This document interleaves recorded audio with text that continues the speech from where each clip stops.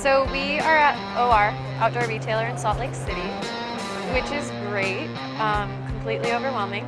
It's a huge, huge trade show, and we are doing some self-promotion. Long story short. Right now, we're trying to navigate the maze of OR and try to meet with the food companies, following up with some people I emailed before I got here, and now I'm just trying to figure out how to get to them from here. Where he is at the moment. Big gear shops, they're here to buy, so they are the priority for these companies to meet with.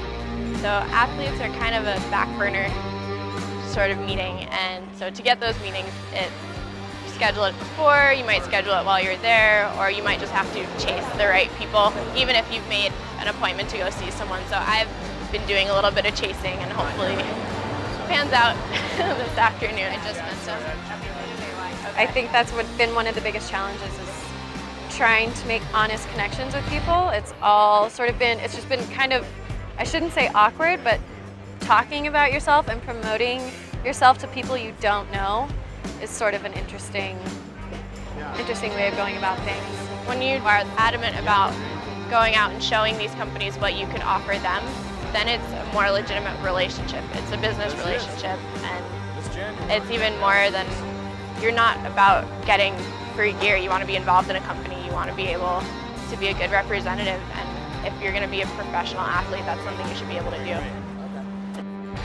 At the end of the day, we're employees of the companies that we're sponsored by, and they put a ton of money into us, so we need to also contribute back, not just skiing. I think in this day and age, unfortunately, you can't just be a really good skier. You also have to be good at social media. You have to promote equally the brands that are promoting you. I feel like there's a lot of people who can show up and say they do wonderful things and they're rad skiers or they're whatever. But I think it's more, people don't quite understand that it's a business and it's promotion, and it's not just for you, it's for them. The first thing to know about the business is that the outdoor gear companies or the sponsors have all the power. It's easy for them to find athletes. It's easy for them to replace athletes. And unlike the major sports in America, football, basketball, tennis, golf, the sponsors make the athletes famous. It's not vice versa. Well, I don't think any companies are going to dock potential athletes or athletes for being too professional, and there may be a time in that relationship where barriers break down and you become more friends and business partners, but up front it is a lot of business, and it's a lot of presenting yourself in a professional way and being able to sell yourself, because at the end of the day you're a marketing tool for the company, and if they don't think you can do that on a professional level, why would they be interested in you?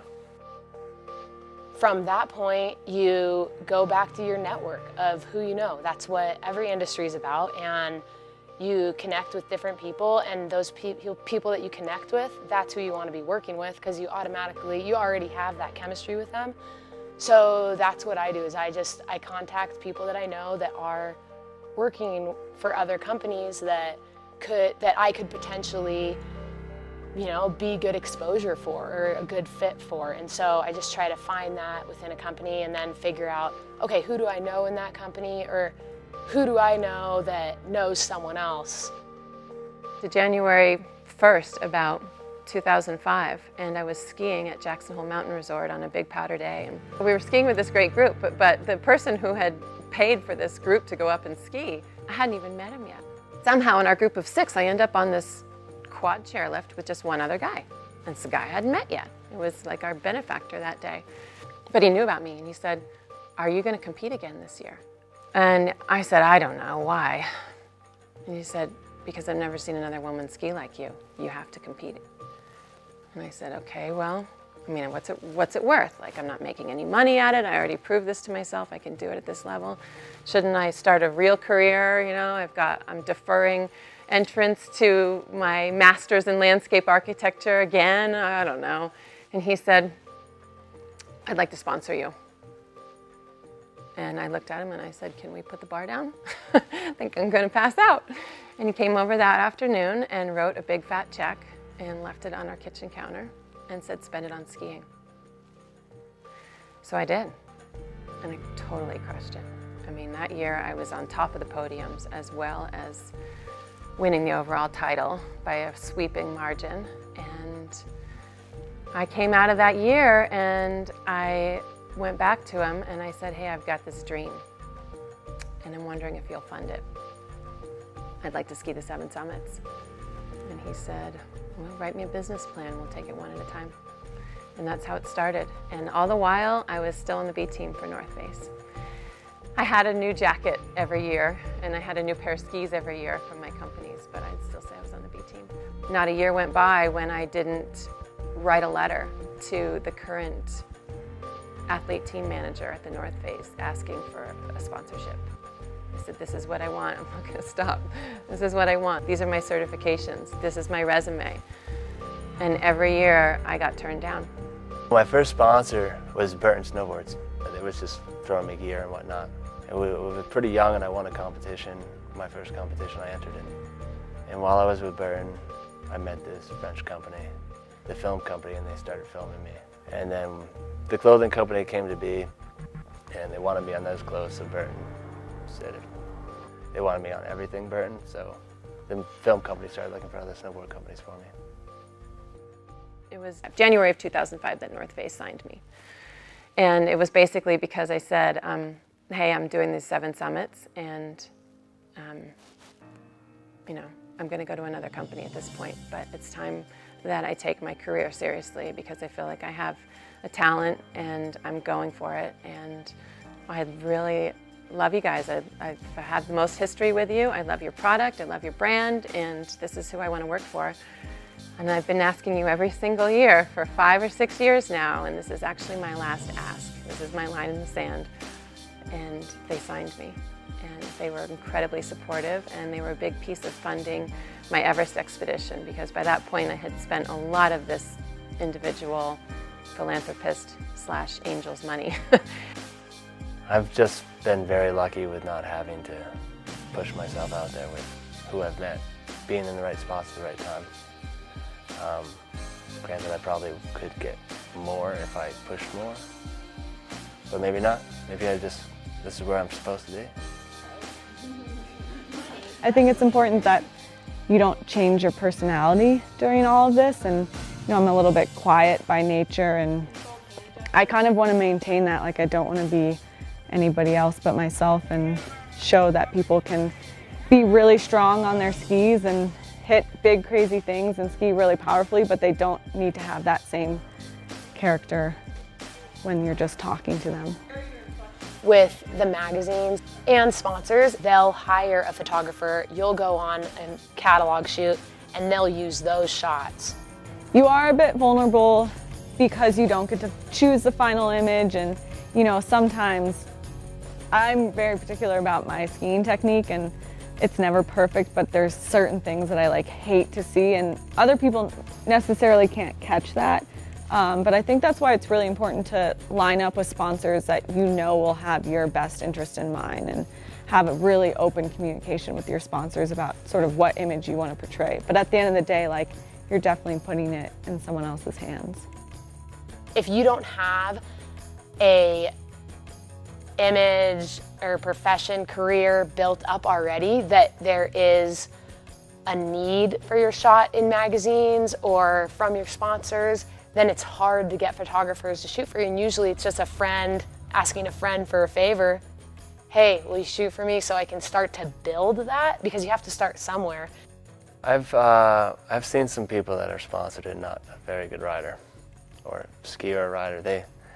Because they're putting their name out there, showing off the product, they have enough views on the Instagram or what have you, then they get gear, they get money, and it's not as much about being a great rider as it is a salesperson, I think. Here at Jackson Hole Mountain Resort, we have a very elite small freeride team, and we pride ourselves in that team. We don't offer any financial sponsorship, which is mind-blowing, and for even to us say that out loud, people probably didn't know that. But we really work with these athletes. They work for us at, for nothing, because they believe in our brand and we believe in them. And it's that relationship, that brand building together, that we create this really strong energy. I don't have to give O'Neill a return on investment report.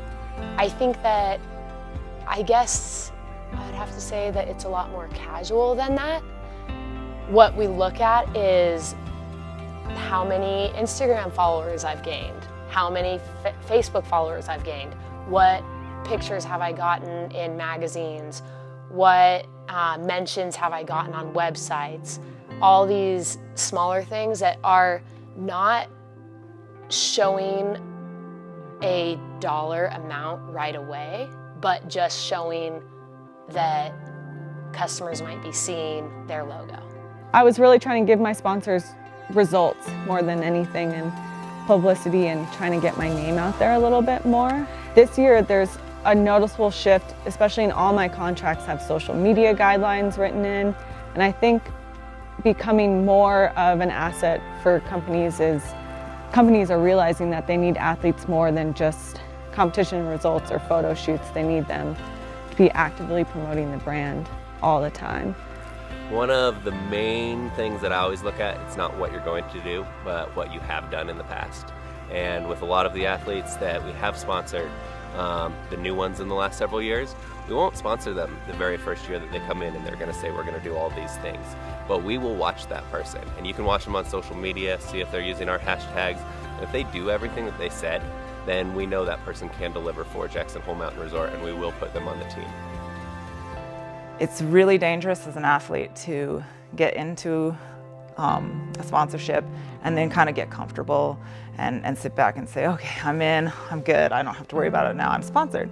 But you want to actually continue to work really hard and be creative and be innovative and evolve with not only the company but with the trends in the industry, or maybe be the trend, and don't get sucked into the idea that you're safe and comfortable and you don't have to do much once you're sponsored. It's a continual process, and the more you can create and come up with new ideas for your company, the more they're going to compensate you and want you for the future. That's the most challenging part of this job, is when you bring someone on and you set expectations, and you just have to be very honest with each athlete, and you take every person at an individual level and you set goals. And if they don't meet those goals, which is national sponsorship, from clothing, from skis, from snowboards, from helmets, and work produced, if they're not producing, if they're not getting filmed, if they're not in movies, if they're not getting published, we set those expectations up front, and we have to make that very clear. One thing that I always try to keep in mind is that you are sort of a sales rep for the brands that you work with. So I always try to know what each of the stores in town is carrying in terms of Marmot or Smith or Line, and where people can go and get that stuff. And when you're riding a chairlift, even the simple things like someone asks you about your skis or your goggles or your jacket, to really know all of the gear so that you can suggest it, and then you're in turn selling at least one pair of skis for the pair of skis that you get for free, that type of thing. Our athletes are an extension of our brand, and we don't want the cool guy in the tram line that won't talk to someone. We want someone that's very sweet, that if they're recognized and someone comes up to them, they'll be giving them high fives, spreading the stoke about skiing or snowboarding. An athlete is your roots of your marketing, and ultimately it's where you earn your respect as a company, to have these really strong athletes. So, if you realize you have a gem of an athlete, then I would say for a sponsor, you should hold on to them, let them know they're appreciated, let them be a part of your design process, let them be a part of your activities, and show them through your contracts that you want to hold on to them. If you want to be a free skier, you have to do all those things. There are a lot of really good skiers who ski Jackson Hole Mountain Resort on a daily basis, but they're not sponsored skiers because they don't want to be. You have to want to be a sponsored skier to go down this route. It takes a lot of hard work and a lot of dedication.